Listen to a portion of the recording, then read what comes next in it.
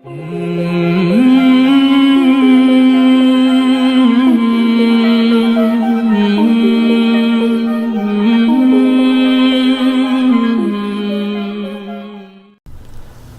کو ریمائنڈ کراتا چلوں کہ سید سعد قادری انگلش چینل ایک ہے، اور اسی طرح میں نے ابھی ریسنٹلی سید سعد قادری قرآن ریسیٹیشن کا چینل بھی لانچ کیا ہے۔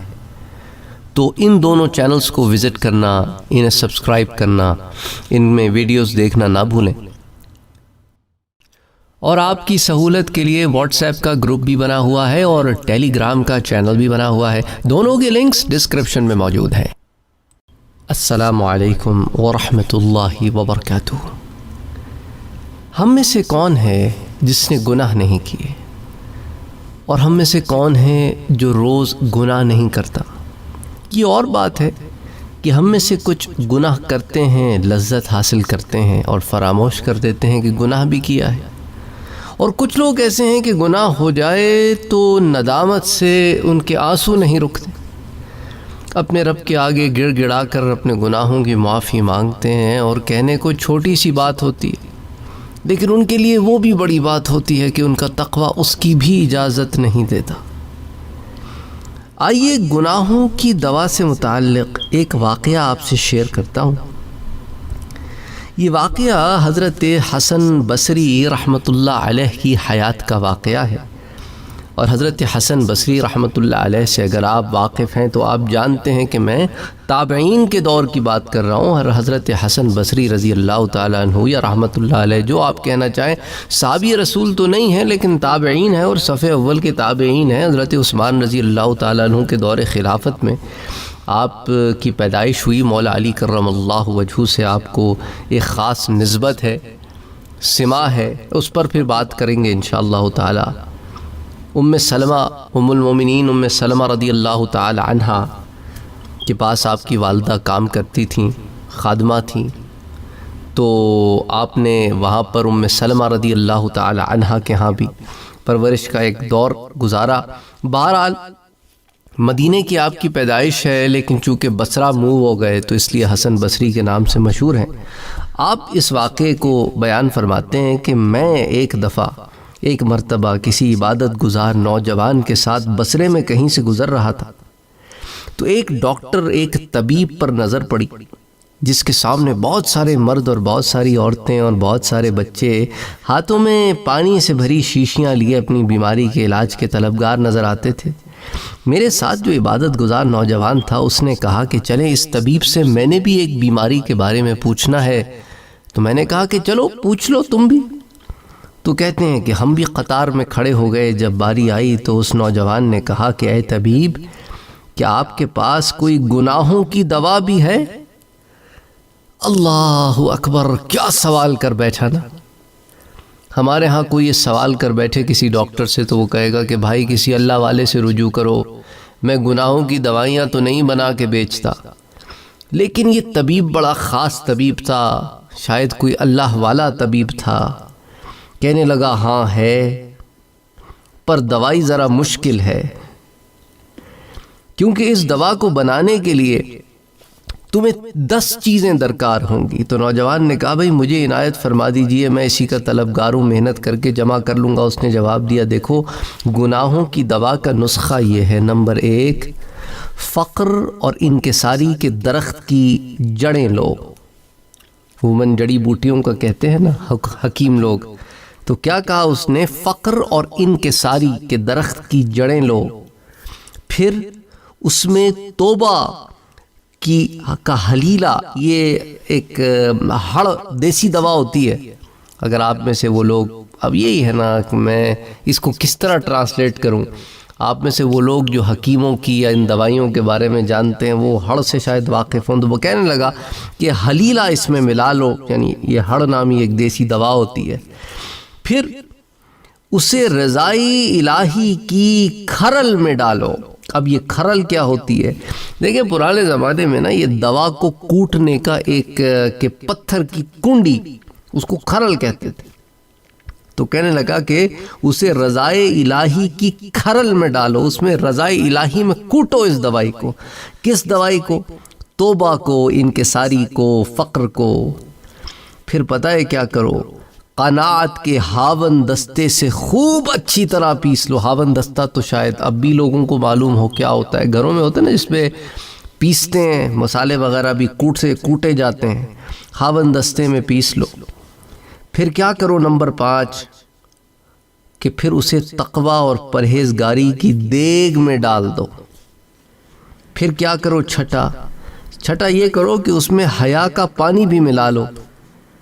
پھر کیا کرو 7واں کہ اس میں محبت الہی کی آگ سے جوش دو۔ پھر نمبر 8 اس کے بعد اسے شکر کے پیالے میں ڈال لو۔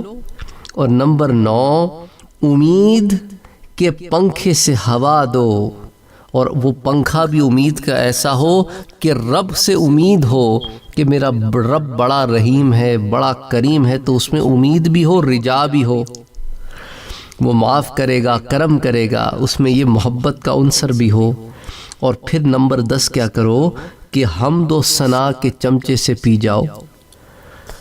اللہ اکبر، اللہ اکبر، بڑی پیاری بات ہے، بڑی مشکل بات ہے، لیکن اگر غور کریں نا تو زندگی کا راز چھپا ہے، گناہوں کی دوا چھپی ہے کہ فقر و انکساری کے درخت کی جڑی بوٹیں لے کر توبہ اس میں ملا لو، پھر رضائے الہی سے انہیں کوٹ ڈالو، اور ساتھ قناعت بھی ملا لو، پھر تقوی اور پرہیزگاری میں اسے چڑھا دو، پر ساتھ حیا بھی ڈال دو، پھر محبت الہی میں اسے پکاؤ، اور ساتھ جب یہ محبت کا شوربہ پک جائے تو اسے ایسے ہی نہ پی جانا، شکر کے پیالے میں پینا، اور ساتھ امید بھی رکھنا کہ میرا رب بڑا کریم ہے، بڑا رحیم ہے، اور ساتھ اس کی حمد و ثنا کا دامن نہ چھوڑنا۔ کہنے لگا اگر تم نے یہ سب کچھ کر لیا تو یاد رکھو یہ نسخہ تمہیں دنیا اور آخرت کی ہر بیماری اور مصیبت میں فائدہ پہنچائے گا۔ اس واقعے کو المنبہات صفحہ نمبر 111 پر روایت کیا گیا ہے۔ کب میں بیمار مدینے کا بنوں گا یا رب، ہیں کب گناہوں کے مرض سے میں شفا پاؤں گا، کب گناہوں کے مرض سے میں شفا پاؤں گا، کب میں بیمار مدینے کا بنوں گا یا رب، کب گناہوں سے کنارہ میں کروں گا یا رب، نیک کب اے میرے اللہ بنوں گا یا رب۔ اللہ اکبر، اللہ اکبر، اللہم صلی وسلم وبارک علی سیدنا وحبیبنا وشفیعنا محمد صلی اللہ علیہ وآلہ وسلم۔ ہمارے ساتھ مسئلہ کیا ہے پتہ ہے؟ ہم نے اپنے کھانے غلط کر رکھے ہیں۔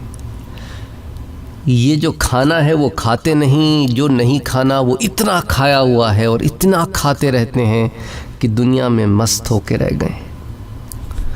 حضرت حسن بصری کا ایک اور قول ہے جو الزہد نامی کتاب میں ہے، جو حضرت عبداللہ ابن مبارک رحمۃ اللہ علیہ کی کتاب ہے، اس کے پیج نمبر 134 پر روایت نمبر 397 حضرت امام حسن بصری رحمۃ اللہ علیہ فرماتے ہیں جو فقط کھانے پینے اور لباس ہی کو اللہ کی نعمت سمجھے تو یقیناً اس کا علم کم ہے۔ اللہ اکبر، غور کرنا میری اس بات پر جو میں آج آپ سے شیئر کر رہا ہوں، حضرت حسن بصری کا قول کہ جو فقط کھانے پینے اور لباس ہی تک نعمت سمجھے اس کے اندر علم کی شدید کمی ہے۔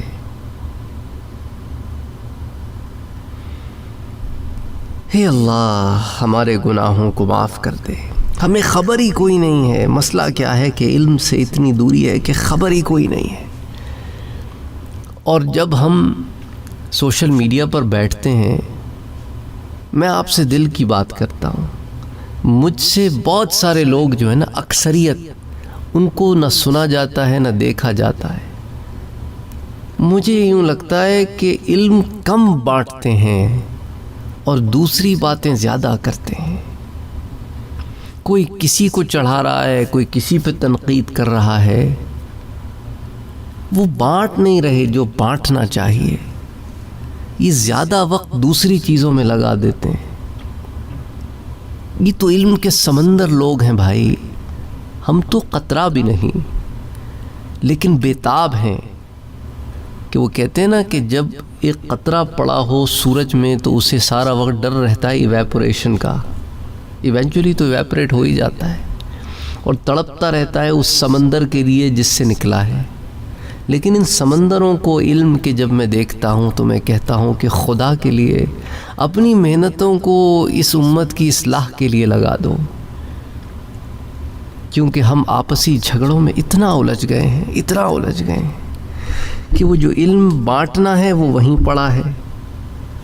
تو وہی مصرع یاد آتا ہے کہ پیچھا میرا دنیا کی محبت سے چھڑا دے، پیچھا میرا دنیا کی محبت سے چھڑا دے۔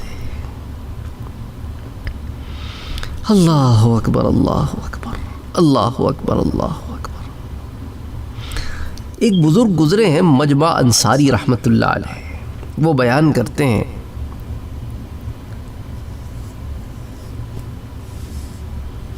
کہ ایک اور بزرگ تھے، انہوں نے فرمایا کہ اللہ عز و جل کا مجھے دنیا کی آسائشوں سے بچا لینے کا احسان یعنی دنیا کی کشادگی مثلا مال دولت وغیرہ کی صورت میں ملنے والی نعمت سے افضل ہے، کہ دنیا کی محبت سے بچا لینا افضل ہے اس سے جو دنیا کی نعمتیں ہیں، کیونکہ اللہ عز و جل نے اپنے پیارے نبی صلی اللہ علیہ وآلہ وسلم کے لیے دنیا کو پسند نہیں فرمایا، اس لیے مجھے وہ نعمتیں جو اللہ نے اپنے نبی کے لیے پسند فرمائی ہیں ان نعمتوں سے زیادہ پیاری ہیں جو اس نے اپنے نبی کے لیے ناپسند فرمائی ہیں۔ یعنی جو میرے رب نے اپنے نبی کے لیے پسند فرمایا میں اس کا خواہاں ہوں، میں اس کی طلب کیوں کروں جو اس رب نے اپنے نبی کے لیے بھی نہیں چنا۔ تو اس قول کو شعب الایمان کی جلد نمبر 4 صفحہ نمبر 117 میں حدیث نمبر 4489 کے تحت نقل کیا گیا ہے۔ تو یا رب مجھے دیوانہ محمد کا بنا دے صلی اللہ علیہ وآلہ وسلم۔ دیکھو نا میرے بھائیوں اور میری بہنوں، اسلام کا صرف نام رہ گیا ہے، رسمیں رہ گئی ہیں، وہ جو روح تھی نا اذان کی وہ مسجدوں کی میناروں سے اٹھتی نظر آتی ہے۔ وہ جو اذان کی روح تھی کہ جس میں اللہ کی کبریائی تھی، صحیح معنوں میں روح تڑپ اٹھتی تھی۔ نعت پڑھنے والے جب نعت پڑھا کرتے تھے تو روحیں تڑپ اٹھتی تھیں۔ اب تو نعت بھی دھندا بن گئی ہے، حمد بھی دھندا بن گئی ہے، قال رہ گئے ہیں اللہ کے لیے، لیکن ایک عجیب کمرشلائزیشن کی نظر ہو گئی ہیں چیزیں۔ افسوس ہوتا ہے، وہ پہلے نعتوں میں کیا رقت تھی۔ اللہ اکبر، اللہ اکبر۔ مولا علی کرم اللہ وجہہ سے روایت ہے کہ حضور اکرم صلی اللہ علیہ وآلہ وسلم نے ارشاد فرمایا کہ عن قریب لوگوں پر وہ وقت آئے گا جب اسلام کا صرف نام اور قرآن کا صرف رسم و رواج ہی رہ جائے گا۔ ان کی مسجدیں آباد ہوں گی مگر ہدایت سے خالی ہوں گی، ان کے علماء آسمان کے نیچے بدترین خلق ہوں گے، ان سے فتنہ نکلے گا اور انہی میں لوٹ جائے گا۔ یا اللہ، اس لیے بھائی اور میری بہنوں میں بہت ڈرتا ہوں، اور آپ سے بھی یہی گزارش کرتا ہوں کہ قدموں کو پھونک پھونک کے رکھو۔ یہ وہ جا ہے کہ جہاں قدم پھونک پھونک کے رکھو، خبر ہی کوئی نہیں کون ایمان چرا جائے اور لا علمی میں خبر ہی نہ۔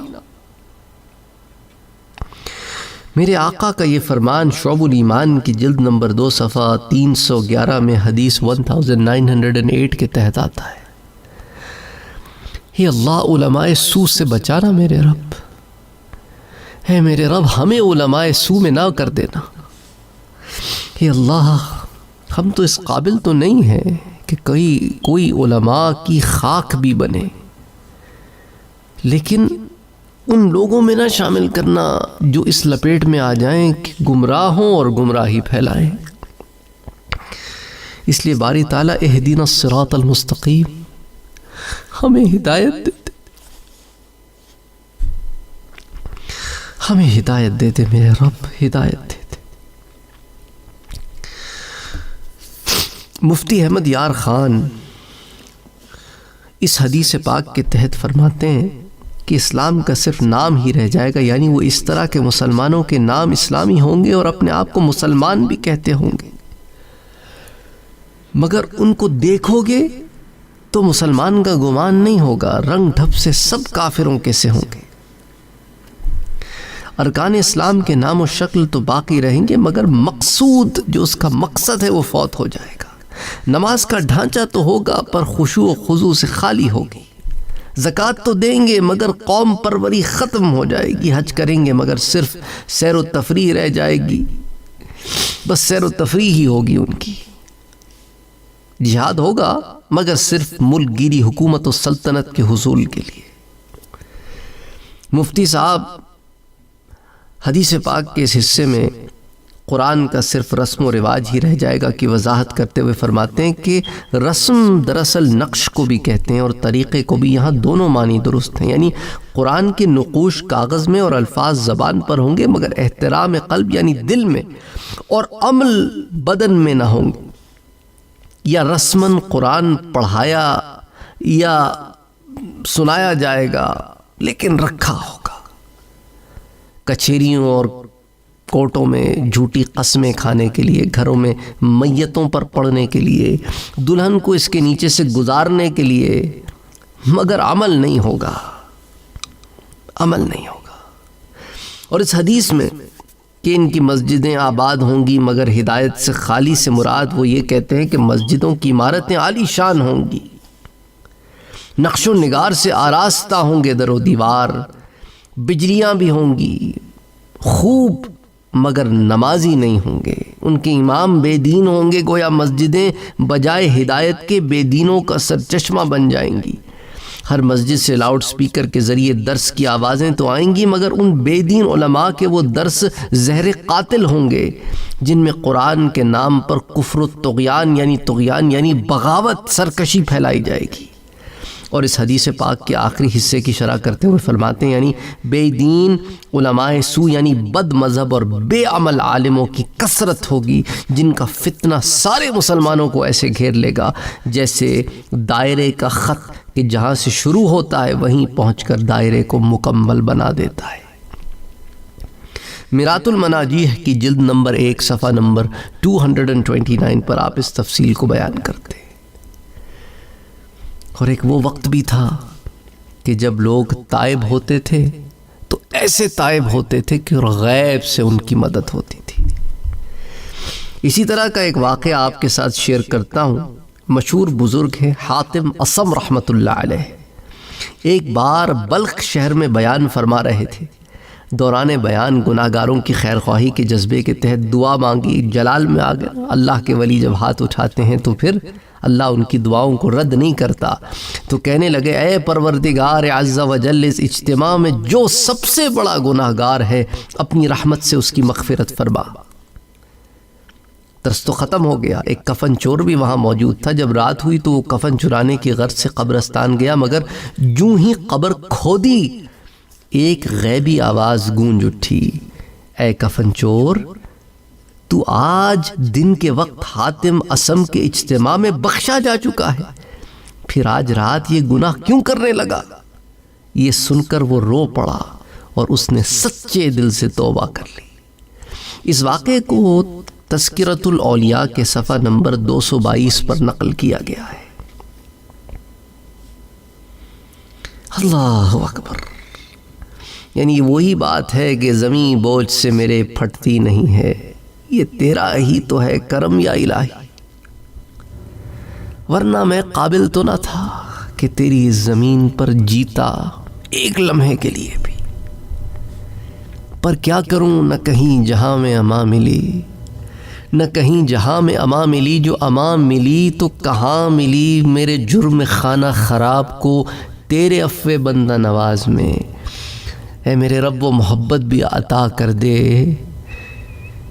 کہ ہمارا دل تڑپ اٹھے کہ کبھی اے حقیقت منتظر نظر آ لباس مجاز میں، کہ ہزاروں سجدے تڑپ رہے ہیں میری جبین نیاز میں، پر کیا کریں کہ دم طوف کرم کے شم نے یہ کہا کہ وہ عصر کہن، نہ تیری حکایت سوز میں نہ میری حدیث گداز میں، بس اسی وقت میں جی رہے ہیں کہ محبتیں بھی اٹھ گئیں، نہ وہ خم ہے زلف ایاز میں، ہے نا؟ اللہ اکبر، نہ وہ غزنوی میں تڑپ رہی، نہ وہ خم ہے زلف ایاز میں، تو بچا بچا کے نہ رکھ کسے تیرا آئینہ ہے وہ آئینہ، کہ شکستہ پا ہو تو عزیز تر ہے دکان آئینہ ساز میں۔ پر میری کیفیت کیا ہے کہ جو سر بسجدہ ہوا کبھی، جو میں سر بسجدہ ہوا کبھی تو زمین سے آنے لگی صدا، جو میں سر بسجدہ ہوا کبھی تو زمین سے آنے لگی صدا، تیرا دل تو ہے صنم آشنا تجھے کیا ملے گا نماز میں۔ اے اللہ کرم کر دے، اے اللہ رحم کر دے۔ اللہم صلی وسلم وبارک علی سیدنا وحبیبنا وشفیعنا محمد صلی اللہ علیہ وآلہ وسلم تسلیما کثیرا کثیرا۔ اور آپ کی سہولت کے لیے واٹس ایپ کا گروپ بھی بنا ہوا ہے اور ٹیلی گرام کا چینل بھی بنا ہوا ہے، دونوں کے لنکس ڈسکرپشن میں موجود ہیں۔ اگر آپ نے ابھی تک ہمارے چینل کو سبسکرائب نہیں کیا ہے تو سبسکرائب کا بٹن دبائیں، بیل کے آئیکن کو پریس کریں تاکہ آپ کو ریگولر نوٹیفیکیشن اپڈیٹس مل سکیں اور آپ ہمیں ہمارے لائیو سیشنز میں بھی جوائن کر سکیں۔ ویڈیو پسند آنے کی صورت میں لائک، شیئر اور کمنٹ کرنا نہ بھولیں۔